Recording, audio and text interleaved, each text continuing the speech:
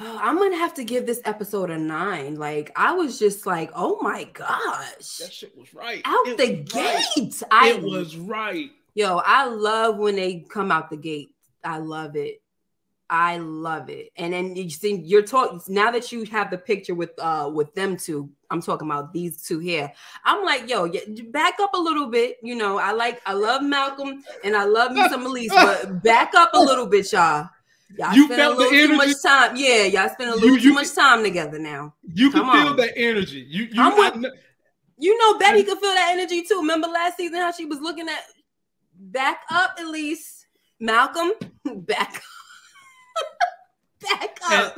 And Miss K, I got to admit, now that she cleaned up and she ain't on drugs no more, that thing looking right. Yeah. I just she a good looking woman. Yeah, that thing look.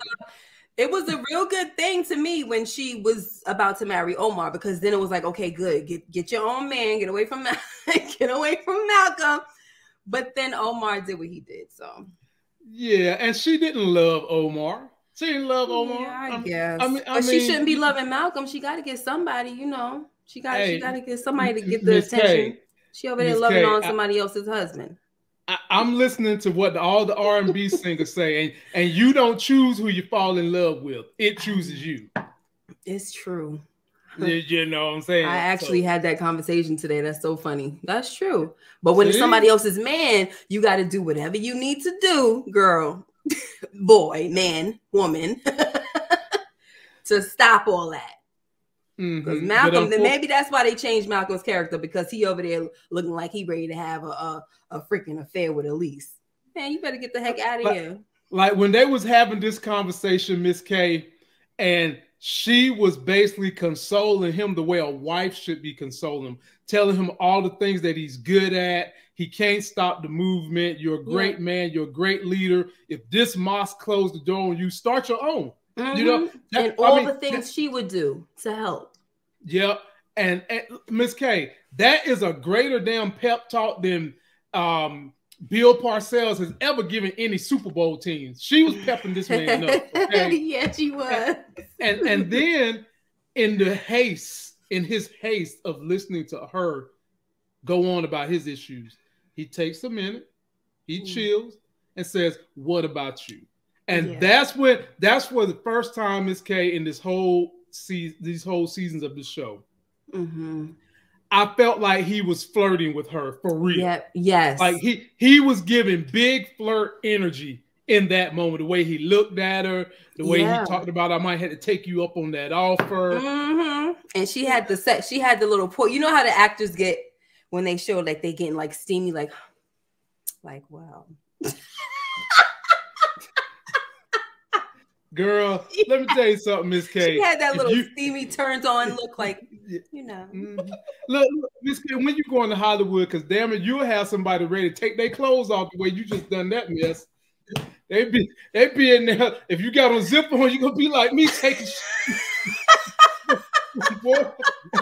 Wait a minute, ladies and gentlemen. This is not LAmont After Dark, okay? This is it's not. Life Games After Dark, okay? But I got a straight hoodie on, y'all. I'm zipped all the way up. You feel me? Yeah. But that was definitely the energy Malcolm was giving the daughter. That was the energy he was giving them that night. And did you see how when he went home, wifey is not happy. The kids is in Boston. She's basically there with Bumpy's guys, protecting her, doing what they're supposed to do. But she feels like her purpose is lost right now. Talk to me about that scene. That was a touching scene too. Because I feel bad for her. I always feel bad for these wives, like people like Coretta Scott King. What's Medgar Evers' wife's name? Was it Miley something? I forgot. I thought Miley. Yeah, Miley. Yeah. And Betty Shabazz. It's just sad because it's almost like they had to take a back seat to their husband's, I guess, his purpose and his goals and everything.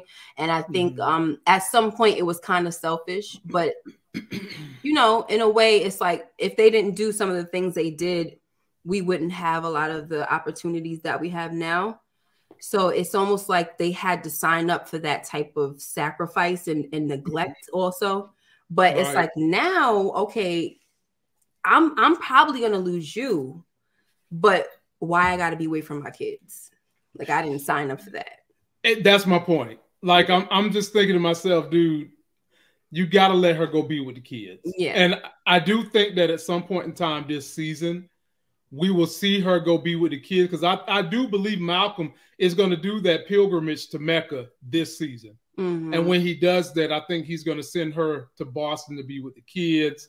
And talk to me about how they got the old punk ass Eminem head Omar, who came back begging. he pops up in here in the restaurant, and look at the now, folks. Look at the look on her face. Yeah, she like, hey, bro. That is the look of yes, I don't even want you sitting beside me. Right. Okay? Like what? She looking at him like his bald head smell like poop. That's what she's looking at him like. She's like, boy, your breath stank. Yeah. Get out of my face. And he's over. They shoot you. Yeah, like she was not playing, because think about the turmoil Omar had put her through. Right. First, you know, it was kind of like they was dating, you know, maybe they're going to get intimate. Then he runs hot wire, gets jealous of Malcolm, the man that she really loved. Okay. She was going to put all that to the side because she knew he was taken, and she was going to try to deal with this dude. Then he decides, I'm jealous. And it's not just that he was jealous of Malcolm. It's not just he was jealous of her affection toward Malcolm. He was jealous of everything that Malcolm represents, from the way Malcolm speak, from the way Malcolm can, you know, articulate his words and pull the white people. Omar wanted to be Malcolm. His leadership ability and all that. Yes. Yeah. Omar just wanted to be Malcolm. And now he's pulling up here begging for redemption, sitting here in front of Malcolm, and Malcolm said, I am not going to kill you. Right. Miss K, go ahead, sister. I'm sorry, I didn't mean to cut you off. Yeah, I was, my radar was all the way up. Like, I don't care. Like, bro, he seemed like a nice stand-up guy, but was supposedly trying to just fall in line with the mosque that just everybody has their back, you know, turned against Malcolm. But, you know, my thing is, this could just be your way in. You know, like, you probably figure Malcolm ain't gonna have you killed. So you probably think that if I get him, if I can get in with his good graces, I might be able to get close to him and really take him out. I don't trust him. You don't. You know what I'm saying? Really? I don't trust him. You don't trust him. No trust. All them tears and everything. You know, nah. he could pull that easy. You know, he lost his wife. He could just be thinking about his wife and be crying. You know what I'm saying? That's true. That's true. Hey, don't be giving away Hollywood secrets. Don't be telling everybody what the actors really do to make them tears really roll down their face, Miss. No, I'm talking about Omar. Remember his wife died, and then he was confiding, right? He was confiding about that with Elise and all. So I'm just like, I don't know, you know, and he seems like a very like he's very dedicated to Islam, right? The nation. So I also could feel like he could be crying and feeling some type of remorse because he did something behind Elijah Muhammad's back, right? 100%. So that could be another reason why he's crying, because he probably feels guilty for trying to act on his own, you know, for going rogue. But I don't trust him. And listen, they know daggone well. What's her name? What is her Elise? Why are you laughing? What happened? You so funny. I don't trust him. I don't trust him. Yo, when it was like, when that guy with the green eyes that was holding, holding a gun to his head was like, yo, let's take him to Bumpy. He ain't gonna be worried about no forgiveness. At least looked over at him like, take him to my daddy. He'll handle it, right? And Malcolm knows he would too. And I said, Malcolm's not gonna do it. Right. We knew he wasn't gonna do it. We knew he wasn't gonna do it. We knew it. Because then he would be a hypocrite. You know, if you think about all the conversations that he's had with Bumpy, he would be a hypocrite if he sent them to Bumpy, right? Especially where he's at now. You know, maybe in the very first season when we saw Malcolm and Bumpy, he might would have been on that tip. But right now we're seeing an evolved Malcolm. You know, a Malcolm that is not necessarily by any means necessary the way it used to be. Right. You know, now he's taking more of the Martin Luther King approach to getting things done for our community. But Miss K, I got a theory for you about old Milk Dud Omar. I got a theory for you. Okay. Because look, because everything you said lines up. Everything you said lines up. He can't go back to the Holy Apostle because he went against the Holy Apostle's orders. The Holy Apostle clearly told them, do not move on Malcolm, okay? So he went against his orders. Then he definitely went to hell against Allah's orders because, you know, he took his shit off. And then he told his homeboy who's dead, we're going to get this nigga. We gonna get this pretty talking nigga, okay? We gonna get that ass because he's the greatest threat to our alpha. So we're gonna take him out, okay? I believe because he has nowhere else to go, that not only is we can trust him, but he is gonna do right by Malcolm X and become Malcolm X's right-hand man this season. Book it. I would like that. Book it. I would like that, LAmont. Bucket. I really would. Bucket. I would like that because I feel like, you know, when this character first came on, I liked him. I thought he was a stand-up guy. But when he started to go that way, I was just like, are you kidding me? And then he played my girl, like was all disrespectful to her. You're a dog, you're trash or whatever. He started talking to her. I'm like, he's bugging, right? So now I'm not really feeling him, but because I saw in him that he was somebody that seems like a stand-up guy, I could see him becoming Malcolm's right hand. Yeah. But it has to be to where you're really his friend and not someone that's coming to set him up. Because he could be his right-hand man and still set him up, you know. So I believe, Ms. K, that he's going to be his right-hand man. There's not going to be a setup. He's really going to be a part of whatever movement Malcolm is about to set up. That's what I think. That's what I think is going to happen to him. And let's just keep this thing real. Even though he answered to the Holy Apostle, he don't really care for the Holy Apostle. He really don't. He don't care for the Holy Apostle. And the Holy Apostle is not the kind of orator and not the kind of presence that Malcolm X is. And I think he's just ready to be on the winning team, Ms. K. And he sees that the vision the Holy Apostle has is not getting him anywhere. And this man is sitting at the feet of Malcolm X, who's on the radio almost every single day. And every single time he's on the radio, Ms. K, more and more people are listening to this guy and actually believing what he's saying. So I think that Omar has seen the error of his ways and wants to finally get on the winning team. You can't beat him, join him. Okay. So can I ask you a question? Please. Because I was waiting for you to ask me. So how do you feel so far? I mean, we've only seen Malcolm once, you know, not saying once throughout, but I'm saying like all of the acting that he's been doing so far, this guy. How do you feel about the new Malcolm? I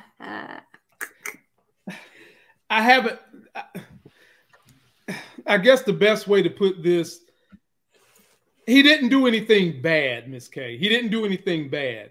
But I'm so flushed with the old Malcolm, Nigel Thatch. I'm so flushed with him because I've got 2 full seasons of his acting style, his mannerisms, and the way he portrayed Malcolm under my belt. That one episode of the new guy is not enough for me to say that he's at the level of Nigel Thatch or better. Now, like I said, he didn't do nothing wrong, Miss K. He ain't do nothing wrong. Right. Matter of fact, he looks more like Malcolm than Nigel did, if I'm keeping it real. I would say.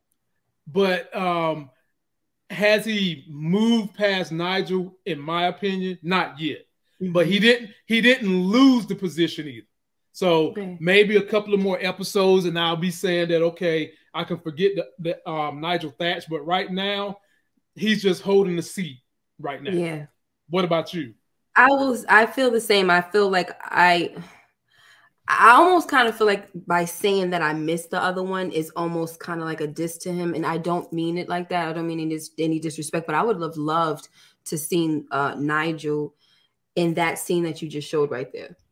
I would have loved to see him handle that. They didn't pay it off for us because this whole time it's been building. I would have loved to have seen Nigel Thatch in this scene. Yeah, right. Because he never really he knows that she likes him, and and Nigel Thatcher's Malcolm never really. He didn't even play with it. No, he didn't even. He would change the subject. He would get the hell up out that kitchen because it was too hot. I mean, look, when he did the the little after rides things on little radio station and all that, I wasn't feeling it like that. But he didn't do bad. Like you said, he did nothing wrong. He's doing his thing. You know, I'm accepting of him. I'm just saying right now, I need a little more to be like, boy, you doing the daggone thing. Yeah. And I won't sit here and compare him and try to say, you know, I'm not waiting for him to be better than Nigel. Or, you know, I'm just trying. I just want to see him embody Malcolm. That's what it is for me. That's all I want to see. In order for him to embody Malcolm, Ms. K, he's got to embody Nigel Thatch because Nigel Thatch embodied Malcolm. I mean, I don't know. You're right about that, but I don't. Yeah. I mean, he can study Malcolm and pick it up on his own, and even as an actor, he can bring his own thing to the table that maybe Nigel didn't. You know. Well, I think he's brought his own thing in the way he looks. He looks more like Malcolm, but here's the part that Nigel had unlocked: the mannerisms and the tone and the way he spoke. Yep. See, that's what made Nigel Malcolm. The way he delivered his words, the timing, the mannerisms, just his tone of voice made him feel like Malcolm. Right now, this actor's tone and his voice is not quite Malcolm just yet. Nigel was everything. Yeah, he was that dude. Not a lie, yeah, but it's all good, brother. We're giving you a chance, my man. We just saying, look, you got to think about it like this. Whenever someone new comes into a situation, it takes time for us to get used to who you are and what skill sets you bring because we've been with someone else for so long. So all we saying is we're trying to give you a chance. And right now, for the moment, because of all the 2 years of credibility, we just miss Nigel. That's it. Absolutely. That's it. So